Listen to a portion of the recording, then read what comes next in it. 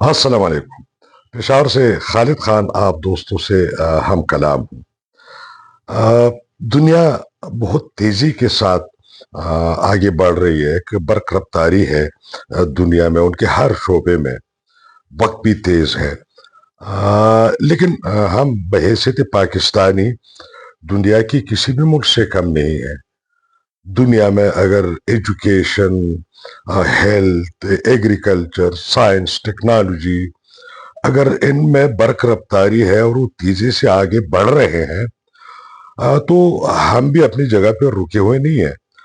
ہمارے ہاں بھی ایک ایسا شعبہ ہے یا ایک سیکٹر ہے جو دنیا میں جس کی تیز رفتاری کی مثال آپ کو کہیں بھی نہیں ملے گی، اور وہ تیز ترین شعبہ یا طبقہ یا ڈسپلن ہمارے ہاں ہمارے ملک میں سرکاری بابو ہے۔ یہ سرکاری بابو جسے عرف عام میں سرکاری اہلکار، سول سرونٹس، بیوروکریٹس یا افسر شاہی کہتے ہیں، واللہ یہ بڑے تیز لوگ ہیں۔ اتنے تیز لوگ ہیں کہ انہوں نے 11 ارب کا چونا آئی ایم ایف کو بھی لگوا دیا۔ اب I M F international monetary funds, جن سے ہم ہر روز بھیک مانگتے ہیں، جن کی طرف ہم جاتے ہیں، جہاں دنیا کے بہترین ماہر دماغ معاشیات کے، اکنامکس کے، اسٹیٹسٹکس کے بیٹھے ہوئے ہیں، جو ہمارے ملک کو ہم سے زیادہ جانتے ہیں اور ہمارے ہاں کے مختلف شعبوں کو آئیڈینٹیفائی کرتے ہیں، اس میں ریفارمز کا، ڈیولپمنٹ کا کہتے ہیں، اور ہمیں ایک اکنامک روڈ میپ دیتے ہیں جس پہ ہم نے چلنا ہوتا ہے۔ اب یہ الگ بات ہے کہ وہ روڈ میپ اور ان کی ساری ذہانت انہی کے ممالک اور انہی کے ادارے اور ان سے وابستہ لوگوں کے لیے ہوتی ہے، عام پاکستانیوں سے اس کا کوئی تعلق نہیں۔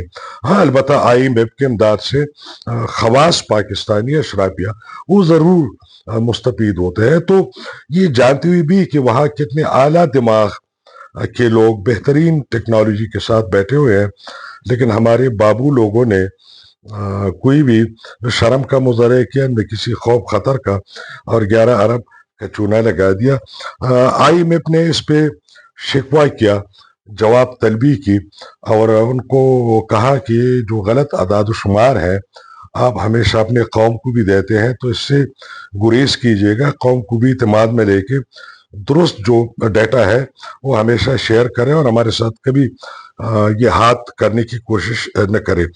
11 ارب ڈالر کی وضاحت مانگی، یہ جو تجارتی خسارے کا فرق ہے۔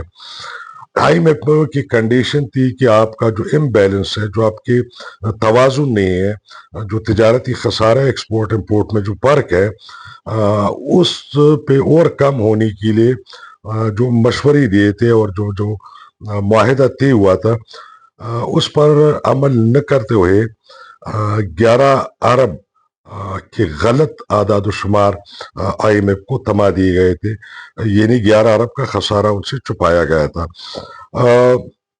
اسلام آباد میں جاری دوسری ششماہی اقتصادی جائزہ مذاکرات میں آئی ایم ایف نے پاکستانی حکام سے اس تجارتی اعداد و شمار کے حوالے سے اس میں جو فرق ہے ان کو پیش کرتے ہوئے ان سے وضاحت مانگی کہ اس کو آپ کس طرح جسٹیفائی کرتے ہیں۔ 2023 اور 2024 کے رپورٹس میں درآمدی اور برآمدی ڈیٹا کے درمیان تقریباً 5.1 ارب ڈالر کا فرق سامنے آیا ہے، جو اگلے سال 2024-25 میں بڑھ کر 5.7 ارب ڈالر تک پہنچا۔ مجموعی طور پر 2 سال میں یہ فرق 11 ارب ڈالر کے قریب ہو گیا ہے۔ یہ فرق کہاں پہ آئے ہیں، یہ کن سیکٹرز میں یہ فرق سامنے آیا ہے؟ تو خاص طور پر آٹومیشن سسٹم، جو پاکستان میں جو ایک سسٹم ہے آٹومیشن سسٹم، دوسرا جو ایک سسٹم ہے ہمارا پاکستان سنگل ونڈو، اور تیسرا جو ہمارا ادارہ ہے اعداد و شمار کا جو ہمارا ادارہ ہے، اور اسٹیٹ بینک۔ تو اسٹیٹ بینک یا آپ اس کو ادارہ شماریات کے لیجئے، تو یہ automation system Pakistan single window, state bank یا ادارے شماریات، ان تین اداروں نے تجارتی خساری کے اوپر جو اعداد و شمار جمع کیا ہے، تو تینوں اداروں کے اعداد و شمار ایک دوسرے سے نہیں ملتے۔ تینوں ذمہ دار اداروں کے اعداد و شمار ایک دوسرے سے نہیں ملتے، تو آئی ایم ایف نے ان کو کہا کہ بھائی صاحب، چوری چکاری کے لیے بھی تو ایک ذہانت چاہیے نا۔ بیوقوف لوگ تو صحیح طریقے سے چوری بھی نہیں کر سکتے، اس کو کور بھی نہیں کر سکتے۔ اب اگر یہ جھوٹ بولنا تھا تو کم از کم اپنی تین جو ذمہ دار ادارے ہیں ان میں ہم آہنگی تو لے آتے۔ یہ جعلی اعداد و شمار تو ایک جیسے بناتے ہیں، تو آپ کے اپنی تین ذمہ دار اداروں کے اعداد و شمار میں فرق ہے، اور یہ اقتصادی پالیسی اور جو بنیادی منصوبہ بندی ہے، یہ اس کے لیے زہر قاتل ہے، انتہائی خطرناک ہے۔ یعنی جھوٹ کے اعداد و شمار پہ آپ کون سے اقتصادی پالیسی بنائیں گے؟ کس طرح آپ ملک کو آگے لے کے جائیں گے جب آپ کے اعداد و شمار ہی جھوٹے ہیں؟ آپ کے اخراجات، آپ کی متوقع معاشی سرگرمیاں، آپ کے مستقبل کے معاشی انڈیکیٹرز جس طرف جانے ہوتے ہیں، یہ سارے آپ کی بنیادی ڈیٹا پہ اور درست اعداد و شمار پر بیسڈ کر کے اس کے انالیسس کیے جاتے ہیں، اس کے لیے پالیسیز بنائی جاتی ہیں، تجاویز دی جاتے ہیں۔ تو جب آپ اس میں ہیرا پھیری کر رہے ہیں، تو آگے اس جھوٹ کی بنیاد پر آپ کے جتنے بھی پالیسیز بنیں گے، اس کا ایک دélے کا بھی پیدا ملک اور قوم کو نہیں ہوگا۔ اب بابو لوگ تو یہ کہنے سے رہے کہ ملک اور قوم جائے باہر میں، ہمیں تو اپنے اکاؤنٹس کو، سویس اکاؤنٹس کو بھرنے سے مطلب ہے۔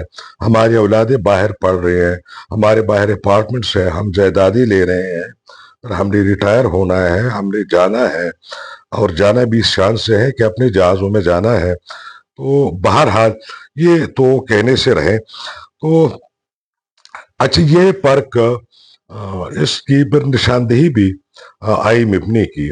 اب یہ دیکھیے نا، ایک ان سے ہاتھ کر رہے ہیں ان لوگوں سے جو ان کے دادا ہے، تو انہوں نے ان کو بتا دیا ہے کہ یہ اعداد و شمار کا فرق آپ کے $3 ارب جو ہے، اس میں بڑا فرق جو ہے ٹیکسٹائل سیکٹر میں 3 ارب کا آ رہا ہے۔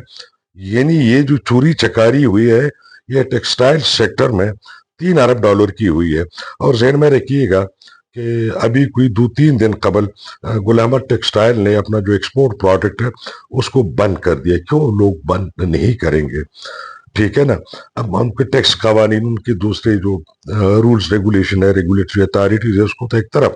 اب یہ ٹیکسٹائل میں 3 ارب سیکٹر میں $3 ارب کا فرق نکلا ہے۔ اور اس کے بعد جو ہے دھاتوں اور صنعتی خام مال۔ اب دھات بھی، جو دھات ہے وہ بھی بڑا اہم ہے، اور صنعتی جو خام مال ہے، تو یہ بہت زیادہ امپورٹنٹ ہے۔ تو اس میں $1 ارب کا فرق وہاں نکلا ہے، یعنی $1 ارب کی چوری وہاں پہ ہوئی ہے۔ اب آپ کا انڈسٹریل گروتھ کیسے ہوگا؟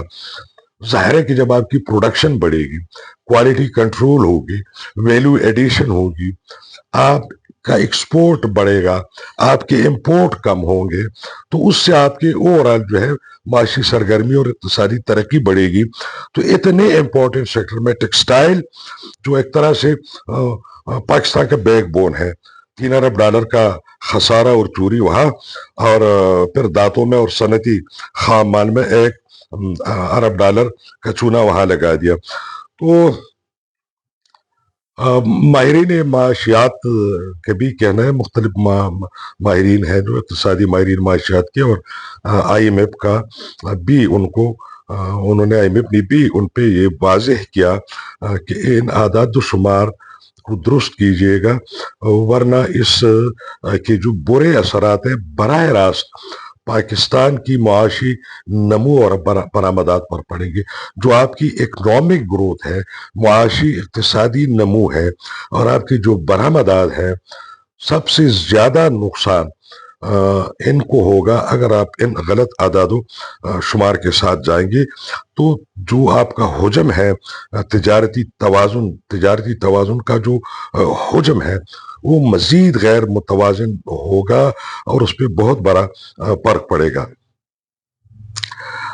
آئی ایم ایف کی جانب سے یہ اعتراضات جو ہے، جہاں یہ شفافیت کے معاملے پر ایک بہت بڑا سوالیہ نشان ہے، آئی ایم ایف کی یہ اعتراضات अगर ट्रांसपेरेंसी के ऊपर एक सवाल है तो दूसरी जानब आईएमएफ के जो जारी प्रोग्राम है उनके तसलसल के लिए भी ये खतरनाक है कि जाए का आप आईएमएफ से आने वाले वक्त में कुछ मजीद अगर चाहते हैं, कुछ प्रपोजल है, कुछ मदद है, कुछ प्रोजेक्ट्स है, मुस्तकबिल में अल्लाह करे कि उसकी ज़रूरत न पड़े, हम अपने पैरों पे खड़े हो जाए।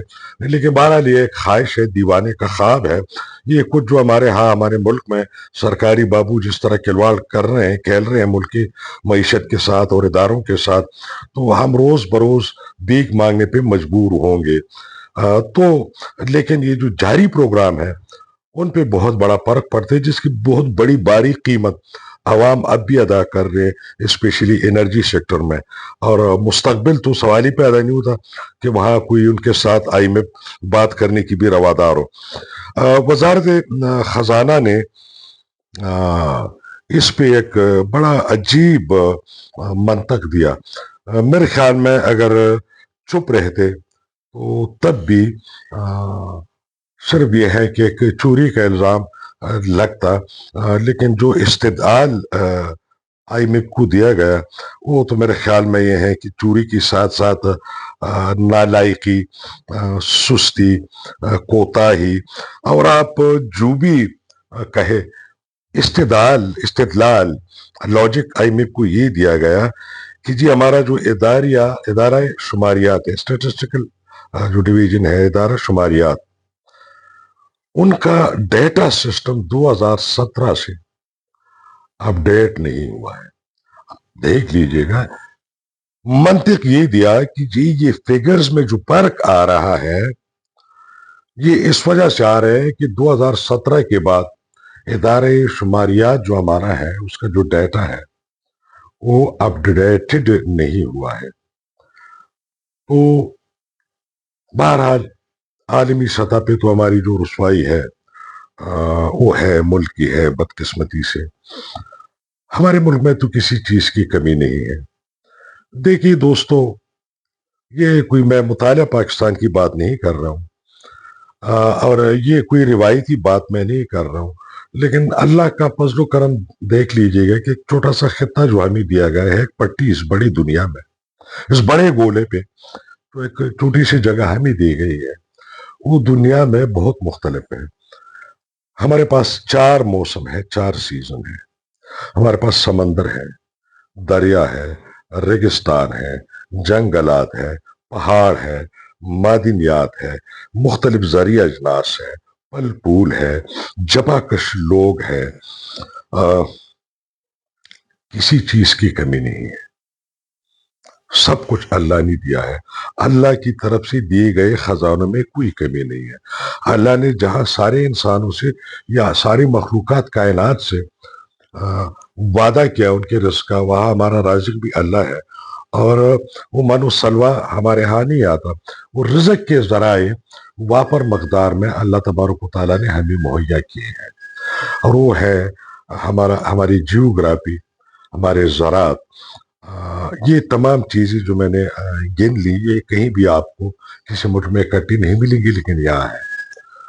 बुरी तर्ज हुक्मरानी, मिस मैनेजमेंट, मिस हैंडलिंग, चोरी चकारी, करप्शन, इदारा जाती तनज़ुल, मेरिट का ख्याल न रखना, पॉलिटिकल इंटरफेरेंस। कभी कभी मैं हमेशा सोचता हूँ और कहता हूँ कि हमारा जो मुल्क है ना, बड़े मादरत के साथ दोस्तों, ये मुझे लगता है कि एक बहुत बड़ा एक मुर्दार है।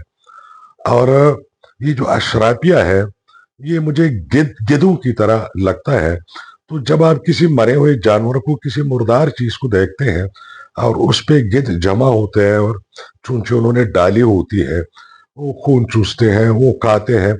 अच्छा, गिद्ध के बारे में आप जानते हैं, इसको शायद एहसास नहीं होता कि मेरा पेट भर गया है, इसका निज़ाम शायद ऐसा हो, अल्लाह ने मिसाल के तौर पर इसे ऐसे बनाया हो।